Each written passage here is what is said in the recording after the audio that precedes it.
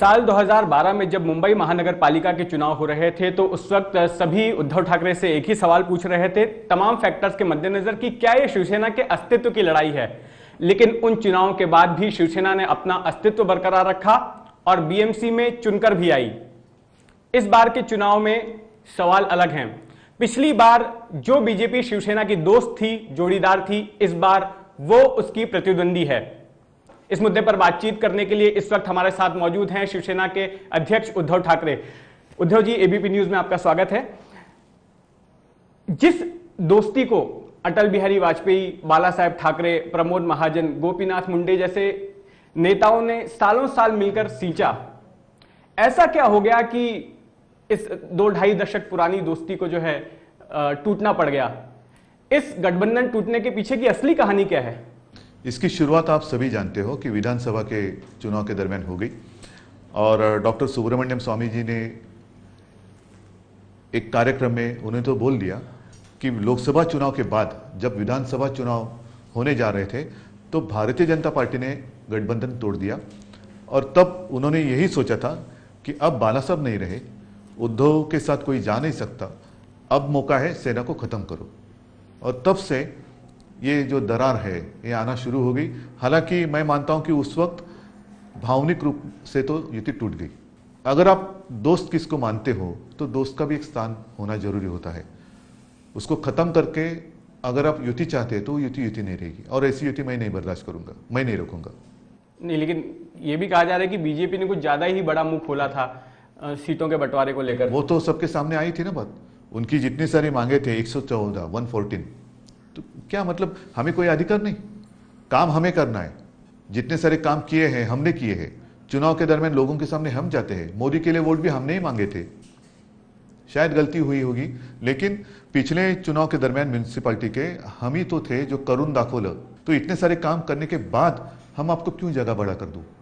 मैं तो कभी कभी अधिकार मेरा भी बनता है कि ज्यादा जगह हमें भी चाहिए और मैं तो उनको जगह कम नहीं देने वाला था। जितनी लास्ट टाइम दी थी उतनी देने के लिए मैं तैयार था। ऐसे बाद में महापालिका में क्या उन्होंने किया है करतूत कि उनको मैं जगह बढ़ा कर दूं?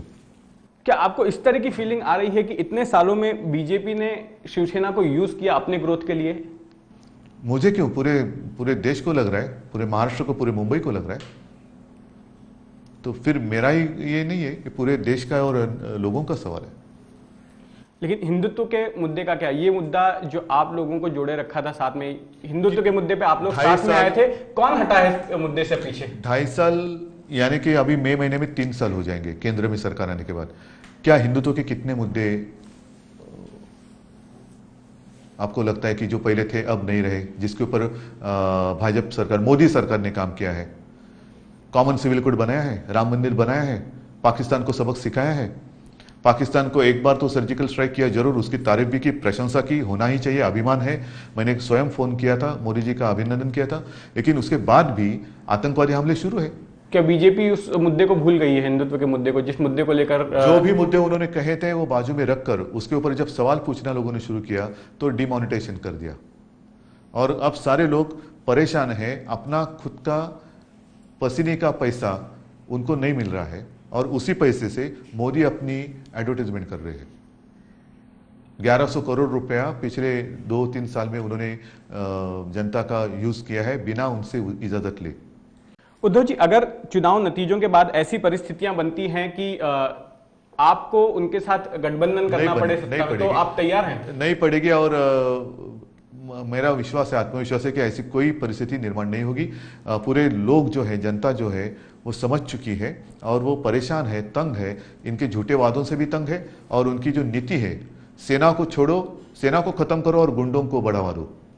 जितने सारे गुंडागर्दी करने वाले लोग हैं वो उनके पक्ष में ले रहे हैं, गुंडे सारे उनके पार्टी में वो ले रहे हैं, सम्मान से ले रहे हैं। मुख्यमंत्री जी को भी बड़ा एक अभिमान लग रहा है कि मेरे साथ, मेरे मतलब उनके बगल में गुंडा खड़ा है। एमएनएस ने इस ओर पहल दिखाई थी आपसे गठबंधन करने के लिए। राज ठाकरे ने आपसे संपर्क करने की कोशिश की थी, चाहते थे कि आपके साथ में गठबंधन हो जाए। फिर मैं मानता हूँ आप बहुत आगे निकल गए हम लोग। आने वाले 7-8 दिन में चुनाव होने जाएंगे, हो रहे, और मुझे भरोसा है कि मैंने जो मेरी पार्टी की नई शुरुआत की है अकेलेपन की, अकेला हम आगे जाएंगे, तो सारे लोग, सारी जनता शिवसेना खुश है और मैं नहीं चाहता कि वो किसी भी तरह से संभ्रमित हो जाए, तो मैं कुछ बोलना नहीं चाहूँगा। एमएनएस वो पार्टी है जिसने कि पिछले विधानसभा चुनाव में भी और मुंबई महानगर पालिका के चुनाव में भी आपके लिए चुनौती खड़ी की थी। इस वक्त आपकी नजर में एमएनएस की ऐसी नौबत क्यों आ गई है कि राज ठाकरे आपको 7-7 बार फोन करते हैं, आप फोन नहीं उठाते हैं, अपने आत्मसम्मान को दरकिनार करके फिर वो बाला नांदगांवकर को भेजते हैं आपके पास बातचीत करने के लिए, फिर भी आप जो है सामने नहीं आते बात करने के लिए। तो ऐसी क्या नौबत आ गई है एमएनएस की आज की राजकीय परिस्थिति में? अगर कुछ बात ही नहीं मैं करना चाहता, आज नहीं करना चाहता, तो उसी वक्त की होती ना मैंने, तो मैं कुछ बात मैं नहीं बोलना चाहता कुछ। अच्छा, आप लड़ रहे हैं बीएमसी का चुनाव, लेकिन मैं देख रहा हूं आप तमाम अपने सभाओं में जो है और चुनाव से पहले भी सामना के एडिटोरियल्स के जरिए आप मोदी को लगातार टारगेट करते आए हैं। ऐसा क्यों हो रहा है? आप तो केंद्र में भी उनके साथ सत्ता में साझेदार हैं। क्योंकि बीजेपी जो लड़ रही है उनको ऐसे लग रहा है कि आज भी मोदी जी की हवा चल रही है। जैसे अन्य सारे राज्यों में, मेरे राज्य में तो नगर निगम के चुनाव होने जा रहे हैं, जिला परिषद के चुनाव होने जा रहे हैं, लेकिन अन्य सारे राज्यों में जैसे उत्तर प्रदेश है, गोवा है और 2-3 राज्य है, वहाँ पर असेंबली के चुनाव होने जा रहे हैं। क्या आपने देखा है वहाँ कहीं पे उन्होंने as a chief minister candidate कर कर किसी को प्रोजेक्ट किया है? गोवा में भी उन्होंने मोदी जी के फोटो लगाए थे, उन्हीं की सरकार थी, चीफ मिनिस्टर थे, पार्सेकर थे, लेकिन उनको प्रोजेक्ट नहीं किया। तो आज भी उनको मोदी जी के अलावा कोई और रास्ता नहीं दिखाई दे रहा है। तो स्वाभाविक है जो उनको प्लस पॉइंट मान रहे उसी को माइनस कैसे है, जो सच्चाई है लोगों के सामने लाना मेरा कर्तव्य है। जो नोटबंदी सरकार की तरफ से लागू की गई, आपको क्या लगता है कि इन चुनाव में उसका कितना इम्पैक्ट होगा? इम्पैक्ट जरूर होगा। लोगों ने अब बहुत सह लिया, बहुत भरोसा किया। 50 साल नहीं, 100 से ज्यादा दिन हो जाएंगे जब चुनाव हो जाएंगे तब। मुझे सिर्फ 50 दिन दो, 50 दिन दिए, आगे क्या? कई सारे लोगों की जान गई है उसमें, कुछ लोगों ने खुदकुशी की है, बहुत सारे लोग ऐसे, हजारों लोग ऐसे हैं कि जो बेकार हो गए। कौन उनका नुकसान कौन भरेगा? जितने सारे लोग चले गए, चल बसे, उनकी जिंदगी कौन वापस लाएगा? उन परिवारों का नुकसान जितना हुआ है, जिसमें नौकरियां चली गई, उनका नुकसान कौन भर देगा? तो ये सारी बातें हैं। और किस लिए आपने सारे कॉमन मैन को कतार में खड़ा किया? उनका तो पसीने का ये था, पैसा था, उनका तो, उनके पास काला धन नहीं था, नहीं है, तो भी आपने उनको परेशान किया और काला धन वाले अपने घर में सुखी रहे। एक मुझे बताओ कि जिस कारण आपने नोटबंदी की थी, कारण बताओ वो सक्सेस हुआ कि नहीं? नीतीश जी ने पहले समर्थन किया था, अब वो भी पूछने लगे कि कितना काला धन आया बताओ, जवाब नहीं है। कितनी डुप्लीकेट करेंसी आ गई बताओ, नहीं कुछ बोल सकते। करप्शन बंद हुआ है? नहीं हुआ है। आतंकवादी हमले रुक गए? नहीं रुक गए। अभी पिछले हफ्ते हार्दिक पटेल आपसे आकर मिला घर पर, उसके बाद आपने कहा कि गुजरात में शिवसेना का चेहरा हार्दिक पटेल हो सकता है। हो सकता है। ये बयान जो है, ये क्या बीजेपी को कोई संदेश देने के लिए था, टारगेट करने के लिए? नहीं, बिल्कुल नहीं। हार्दिक बिल्कुल 23 साल का लड़का है, आज वो भी नहीं सोच रहा है कि चुनाव लड़ूं। ये बहुत आगे की बात है, पता नहीं वो उसकी पॉलिटिकल पार्टी फॉर्म करेगा कि नहीं। सिर्फ वो यहाँ आकर शिवसेना प्रमुख जी बाला साहब की प्रतिमा को वंदन करके गया, मातोश्री में आना चाहता था, आके चला भी गया, वो उसने अपना काम भी शुरू किया। जो उसके ऊपर चार्जेस लगाए गए थे, उसके बारे में आपका क्या कहना है? यही तो मेरा दुख है। 23 साल का लड़का, मतलब उसके ऊपर चार्जेस लगाए थे तो 21-22 साल का होगा। अगर लड़का कोई गलती करता है तो उसको सुधारने का काम अपना है। आप गुंडों को पार्टी में ले सकते हैं, लेकिन हार्दिक को सुधार नहीं सकते, उसको सीधा देशद्रोही ठहराते आप। एक 22 साल के लड़के को, 21 साल के लड़के को आप देशद्रोही ठहराते हैं, और जितने गुंडे हैं जिन्होंने बहुत सारे कुकर्म किए हैं उनको आप इज्जत से पार्टी में ले रहे हो। ये कौन सा तरीका है आपका? पप्पू कलानी क्या है वो चलता है आपको पार्टी में? सारे जो गुंडागर्दी करने वाले लोग हैं, जो जनता को आज तक उन्होंने बहुत तकलीफ दी है, वो चलते हैं। और हार्दिक 21-22 साल का लड़का, उसको आप देशद्रोही ठहराते हैं, कैसे चलेगा? कौन मानेगा? उद्धव जी, मुंबई में एक बड़ा तबका उत्तर भारतीय वोटरों का भी है, और हमने देखा कि तमाम पार्टियां जो है इन वोटरों को लुभाने के लिए कुछ ना कुछ कर रही हैं। लेकिन उनका अपमान अभी मुख्यमंत्री जी ने किया ना।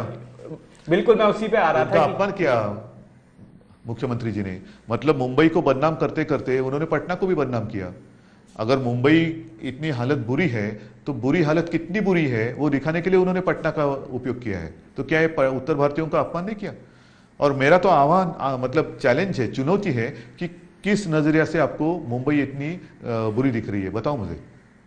नागपुर से मतलब ये तो मैं आपको दिखा रहा हूं, जो रिपोर्ट में लेके बैठा हूं केंद्र सरकार की ये रिपोर्ट है, ये मैंने नहीं लिखवाई है, ये इतनी सारी रिपोर्ट उन्होंने लिखवाई है। क्या वो पूरी जानकारी या स्टडी करने के बिना मैं ये तो गर्व के साथ दिखा सकता हूं सबको कि ये मेरी मुंबई नंबर 1 पर है। देवेंद्र जी अपने नागपुर के बारे में क्यों कुछ नहीं कहते? जिस नागपुर से वो आए हैं, वो वहां के पूर्व महापौर मेयर भी थे, वो नागपुर का इसमें कहीं भी उल्लेख भी नहीं है। दुख है मुझे, क्योंकि मेरी उपराजधानी है नागपुर। पटना का नाम है लेकिन नागपुर का नाम नहीं है। उद्धव जी, एबीपी न्यूज से बातचीत करने के लिए बहुत बहुत धन्यवाद। धन्यवाद। जय हिंद, जय महाराष्ट्र।